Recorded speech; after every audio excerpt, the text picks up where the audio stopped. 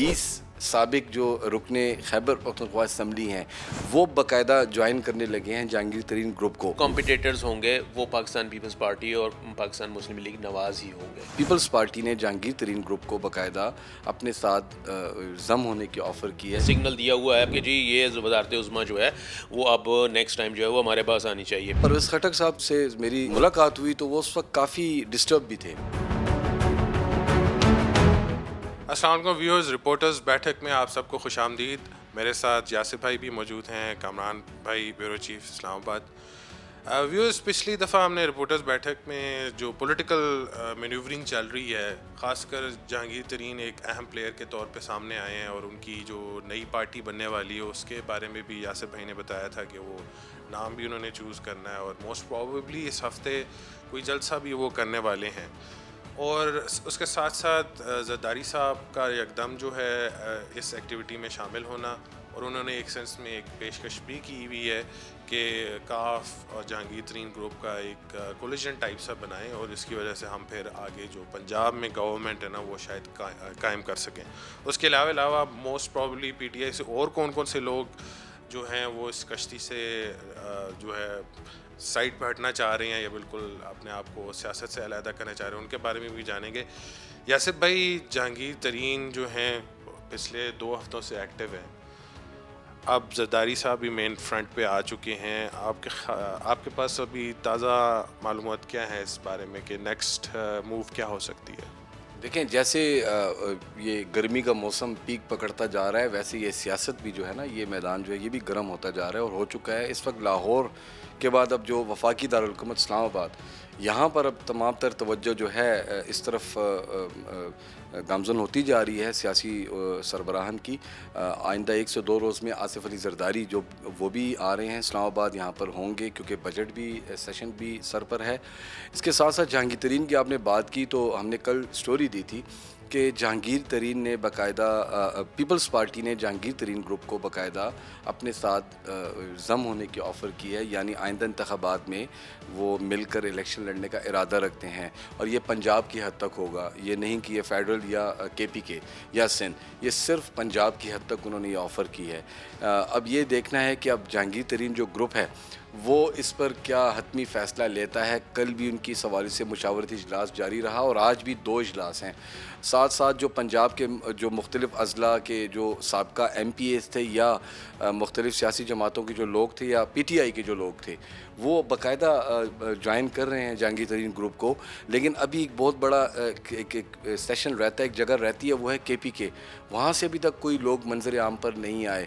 हमारी इत्तलात, हमने ये स्टोरी भी कल दी है अपने न्यूज़ के लिए कि 20 साबिक जो रुकने खैबर पख्तूनख्वा असम्बली हैं जिनको 2018 में जहांगीर तरीन की मामलत से उनको टिकट मिले थे इलेक्शन करने के लिए और वो जीते भी थे, वो बाकायदा ज्वाइन करने लगे हैं जहांगीर तरीन ग्रुप को। लेकिन इस वक्त जो जहांगीर तरीन ग्रुप या जहांगीर तरीन ख़ुद हैं वो कुछ ऐसे मामलात खुफिया रखते जा रहे हैं। उनकी ख्वाहिश यही है कि वो जब शमूलियती जलसा करें, एक बड़ा जलसा, उसमें बाकायदा 100 जो अरकान होंगे साबका सूबाई पंजाब असम्बली के और KP असम्बली के और साथ MNAs जो साबका थे PTI के, वो बाकायदा उसमें शमूलियती ऐलान करें। उनकी यही ख्वाहिश है और ये सारी प्रिपरेशन जो है ये उसी दिन के लिए की जा रही है। लेकिन अब हमारे जो सोर्सेस हैं उनका ये कहना है कि जहांगीर तरीन कुछ दिन बाद बाकायदा पेशावर जाने वाले हैं। वहाँ पर भी वो कुछ दिन का पड़ाव करेंगे। वहाँ पर जो उनके अरकान हैं जो जिनसे उनकी पहले से बनती आ रही थी या उन्होंने टिकट्स के असूल के लिए उनकी मामलत की, क्या 2013 के इलेक्शन में या 2018 के, तो उनसे भी हम मुलाकातें करेंगे।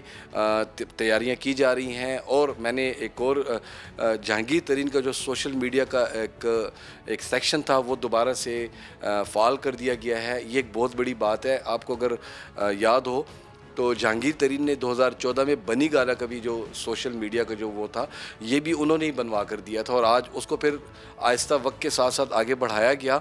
अब जहांगीर तरीन वही जो फार्मूले तहरीक इंसाफ में रहते हुए उन्होंने आजमाए थे, आज वो अपनी जो जमात बनाने जा रहे हैं उसमें ये तमाम फार्मूले आजमाने जा रहे हैं। चित्राल की भी जाने का उनका इरादा है। यानी आप देख सकते हैं कि जहांगीर तरीन इंतखाबात आने से कबल, अभी तो अनाउंस भी नहीं हुआ, तो वो अपनी आइंदा इंतखाबात के लिए तैयारियां कर रहे हैं। अभी उन्होंने मुलाकातों का सिलसिला ही शुरू किया है, तो पीपल्स पार्टी की जानिब से उनको ऑफ़र कर दी गई है। यानी अब आगे देखना है कि मुस्लिम लीग नून की जानिब से क्या किया जाने वाला है, काफ लीग की जानिब से। वैसे भी काफ लीग से उनके मुज़ाकरात जारी हैं, यानी चौधरी शुजात की मैं बात कर रहा हूँ। लेकिन अब आगे क्या होने वाला है, अपनी अहमियत को जहांगीर तरीन बढ़ाए जा रहे हैं, जूं जूं इंतखाबात करीब आते जा रहे हैं।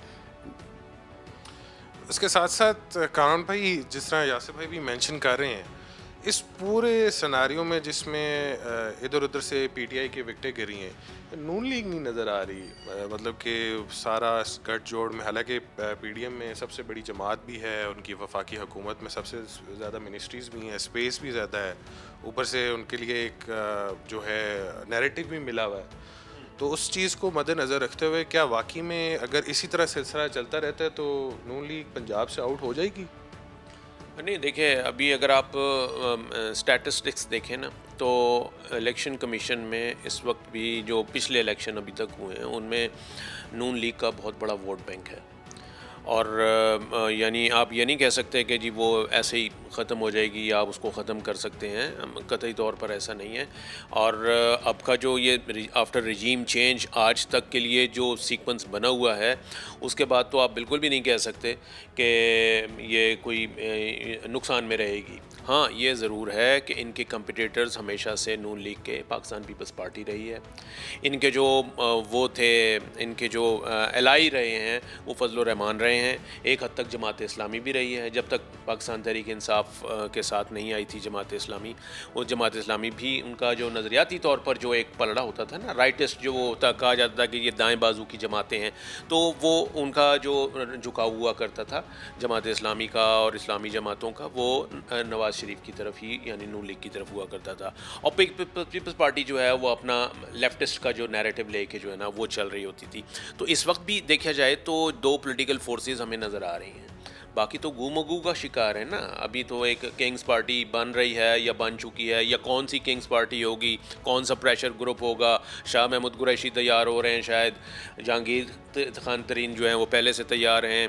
इसी तरीके से ये एक और ग्रुप भी इनमें बन सकता है, मतलब जिसे आप कहते हैं ना कि वो इलेक्शन से पहले जब वो अलायंसेस वगैरह होते हैं, बनते हैं, तो ये सारी चीज़ें होंगी। लेकिन नून लीग और पीपल्स पार्टी इलेक्शन की अगर आप बात करते हैं तो ये दे आर मतलब मेन कम्पिटिटर्स। और जब से ये पाकिस्तान तहरीक इंसाफ के ख़िलाफ़ वो शुरू हुआ है, एक किस्म का क्रैकडाउन कह लीजिए, या उनके ख़िलाफ़ जो एक वो कार्रवाइयाँ हो रही हैं, उसके बाद से तो आप ये कह सकते हैं कि बज़ाहिर हमें अब आने वाले इलेक्शन में जो मेन टू कॉम्पिटिटर्स होंगे वो पाकिस्तान पीपल्स पार्टी और पाकिस्तान मुस्लिम लीग नवाज़ ही होंगे। जो बाकी जो पार्टीज़ हैं, चाहे वो किंग पार्टी है, चाहे वो प्रेशर ग्रुप्स हैं, चाहे वो जो है फॉरवर्ड ब्लॉक्स हैं, ये सारी जो हैं ये इनकी सेकेंडरी लाइन में ये होंगे। जो फ्रंट लाइन है आपकी, उसमें जो मेन कॉम्पिटिटर्स हैं पाकिस्तान पीपल्स पार्टी और नून लीग हैं। तो ऐसा नहीं कह सकते कि वो आप हैं वो इस वक्त, और ये मौका भी इस वक्त आ गए। जरदारी साहब तो आपको पता है कि वो तो ये कह चुके हैं अपने हलकों में कि जी नेक्स्ट प्राइम मिनिस्टर जो है वो बिलावल जरदारी होगा, बिलावल भुट्टो जरदारी होगा। तो और इस बात पे वो सारे जो चल रहे हैं वो तो ये कह रहे हैं कि जनाब ये इसको उनने वजारत ख़ारजा दी ही इसीलिए थी ताकि ये इनका थोड़ा वो जो ग्रूम करें, वो ग्रूम भी कर जाएँ पर्सनालिटी वाइज भी, और फिर ये कि एक इमेज बिल्डअप भी हो जाए कि जी हाँ ठीक है ये साबिक वज़ीर ख़ारजा रहे हैं। तो वो तो पूरी तरीके से तैयार हैं, और उन्होंने पहले से ही ये जो है सिग्नल दिया हुआ है पाकिस्तान मुस्लिम लीग नवाज़ को कि जी ये वज़ारत उज़्मा जो है वो अब नेक्स्ट टाइम जो है वो हमारे पास आनी चाहिए। तो ऐसी सूरत हाल में आप समझ सकते हैं कि मुकाबला जो है वो कितना टफ होगा। जी बिल्कुल। और इसी तरह व्यूअर्स, यासिर भाई पिछली दफ़ा आप आई थिंक परवेज़ खट्टक के साथ भी थे, और असद कैसर की जो इंटरेस्टिंग प्रेस कॉन्फ्रेंस हुई थी, इसमें अभी रिसेंटली असद कैसर का भी एक स्टेटमेंट आया था कि वो अभी भी पीटीआई का ही हिस्सा हैं, उन्होंने पार्टी पोजीशंस जो हैं अपनी वो उससे अलहदा हुए हैं। तो आपके ख्याल में उन पे अभी फर्दर क्या स्पेस बच जाती है फॉर परवेज़ खट्टक साहब या शाह फरमान है और असद कैसर है, क्योंकि एक सेंस में केपीके में मेन लीडरशिप के रोल पे भी ये आते हैं? देखिए उमर, परवेज़ खट्टक ने भी तो पार्टी छोड़ने का ऐलान नहीं किया। उन्होंने पार्टी की जो सदारत है, सूबाई सदारत केपीके की, उन्होंने उससे रिज़ाइन किया है, और उनकी 1 मिनट 16 सेकंड की प्रेस कॉन्फ्रेंस थी। असद कैसर उनके साथ बैठे थे। प्रेस कॉन्फ्रेंस होनी थी नेशनल प्रेस क्लब में, अचानक से इसका स्पॉट चेंज कर दिया गया। जब हम उस स्पॉट पर पहुंचे तो उस वक्त पहले से ही एक चैनल मौजूद था और हमें हैरानगी भी हुई क्योंकि DCNG को लाइन करना या डिश डाउन करना फिर पहुंचना, ये लेकिन पहले से वो चैनल मौजूद था। और जब परवेज़ खटक साहब की मैंने उनसे मेरी मुलाकात हुई तो वो उस वक्त काफ़ी डिस्टर्ब भी थे। तो उनसे उन्होंने कहा आज मुझसे कोई क्वेश्चन ना किया जाए और मैंने सिर्फ एक ऐलान करना है और मैंने मूव हो जाना है। मैंने ही असद कैसर साहब से ये पूछा, मैंने कहा आप भी क्या ऐलान करने जा रहे हैं? तो उन्होंने कहा मेरे पास तो कोई ओहदा ही नहीं है, तो मैं भी कोई इस किस्म का मेरा इरादा नहीं है। परवेज़ खटक ने प्रेस कॉन्फ्रेंस की, उन्होंने कहा मैं पार्टी की सूबाई सदारत से रिज़ाइन कर रहा हूँ और आइंदा जो उनका सियासी लायम लोगों से दोस्तों से मुशावरत करने के बाद वो उसका भी बाकायदा फ़ैसला करेंगे। लेकिन उन्होंने पार्टी नहीं छोड़ी। जो ही प्रेस कॉन्फ्रेंस हुई वो प्रेस कॉन्फ्रेंस करके फ़ौरन गाड़ी में मूव हो गए। परवेज़ खटक भी मैं समझता हूँ इस वक्त PTI का हिस्सा हैं। असद कैसर तो ख़ुद मुँह से कह रहे हैं कि मैं PTI हूँ। तो हाँ, असद उमर की आज जो आपने स्टेटमेंट सुनी हो तो वो कुछ और है। तो उन्होंने भी ओहदे छोड़े हैं, लेकिन वो इस वक्त PTI को ऑन करने की पोजीशन में भी नहीं है जितना हमने फील किया आज की उनकी टॉक में। अलबत्ता असद कैसर ऑन कर रहे हैं।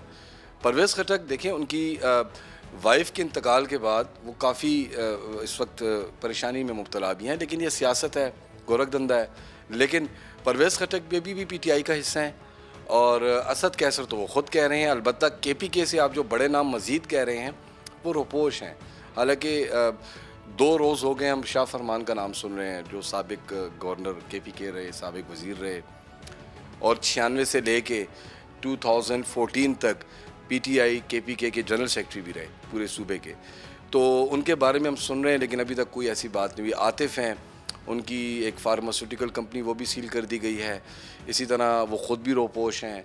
इसी तरह शेराम तरकई भी रोपोश हैं। महमूद जान जो डिप्टी स्पीकर हैं वो भी रोपोश हैं। Mushtaq Ghani speaker KPK assembly वो भी रोपोश हैं। ये जो बड़े बड़े नाम हैं जो काफ़ी अरसे से चलते आ रहे हैं, बल्कि आप ज़िला नाज़मीन भी ले लें जो तहरीक इंसाफ 15 में जिन्होंने इलेक्शन किया और 19 तक वो ज़िला नाज़मीन रहे, वो भी रोपोश हैं। तो अभी तक तो ऐसा कोई अनाउंसमेंट नहीं आई जिसको हम कह सकें कि भाई बड़ा नाम। परवेज़ खटक ने सिर्फ पार्टी ओहदा छोड़ा है। अब मज़ीद आगे क्या होने वाला है आप देखें। अभी भी पंजाब से सिलसिला जारी है। आज भी प्रेस कॉन्फ्रेंस है एक टिकट होल्डर की, गुजरांवाले से ताल्लुक़ है उनका। तो अभी भी लोग पार्टियाँ सानिया 9 मई को मद्देनज़र रखते हुए छोड़ रहे हैं।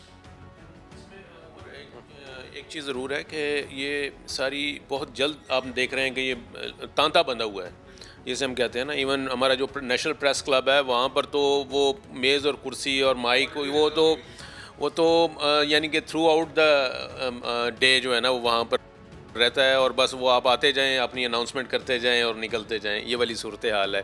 ये भी शायद तारीख़ में एक डिफरेंट बिल्कुल एक ऐसी सिचुएशन नज़र आई है। कहने का मकसद यह है कि ये सारा कुछ तेज़ी से इसलिए हो रहा है क्योंकि जो हमारे करता धरता हैं, मैं सिर्फ करता धरता ही कहूँगा कि जो मतलब जो those who are in the helm of affairs, वो लोग उन लोगों ने ये सिग्नल भी दिया है कि जी ये इस वक्त उनको ये एहसास है कि ये वाली जो सूरत हाल है, यानी जो ये ला यकीनी सूरत हाल है, अनसर्टेनिटी जो है, इसको ये मुल्क के लिए ख़तरनाक है। इसको ज़्यादा देर तक हम बर्दाश्त नहीं करना चाहिए, इसको सस्टेन नहीं करना चाहिए और इस सूरत हाल चेंज होनी चाहिए, स्टेबिलिटी आनी चाहिए और इकनॉमिक स्टेबिलिटी, पॉलिटिकल स्टेबिलिटी। तो इसके लिए वो ये कहते हैं कि जी ये बजट वाली चीज़ जो है, यानी बजट अपना आपका मंजूर हो। उसके बाद कहा यह जा रहा है कि जी शायद असम्बलीज़ डिज़ोल्व होने वाला जो मामला है उसके ऊपर गौर किया जाएगा और फिर वो जब असम्बली आप अर्ली टाइम पे डिज़ोल्व कर लेंगे तो ज़ाहिर है फिर वो 90 दिन का टाइम जो है वो फिर 60 डेज़ में नहीं होंगी, फिर 90 दिन का टाइम जो है वो आपके पास होगा कॉन्स्टिट्यूशनली और फिर ये कहा जाएगा कि जी हाँ उन 90 दिन के अंदर अंदर ये इन सारी चीज़ों को फ़ेज़ आउट करके और शेप आउट करके फिर इलेक्शन की तरफ जाया जाए और जैसा वो सोचा जा रहा है उस तरह के इलेक्शन के जो है ना वो रिज़ल्ट लिए जाएँ। लेकिन कम अज़ कम ये इलेक्शन के रिज़ल्ट जिसके भी फेवर में या अगेंस्ट हों, लेकिन इससे होगा कि कम अज़ कम यही एक ऐसी सूरत हाल है जो इस वक्त इस अनसर्टेनिटी को और इनस्टेबिलिटी को दूर कर सकती है। वो तो खैर पहले भी थी यही सिचुएशन। खैर कुछ हम लोगों ने ताज़ी खबरें आपके साथ शेयर की थी रिगार्डिंग जहांगीर खान तरीन और उसके अलावा उनके जो विज़िट्स प्लान हैं, और इसके साथ साथ पीटीआई का आने वाला दौर जो है फर्दर कैसे होना है, फर्दर डिसइंटेग्रेट होगी या फिर रीइंटेग्रेट होगी, वो आने वाला वक्त ही बताएगा।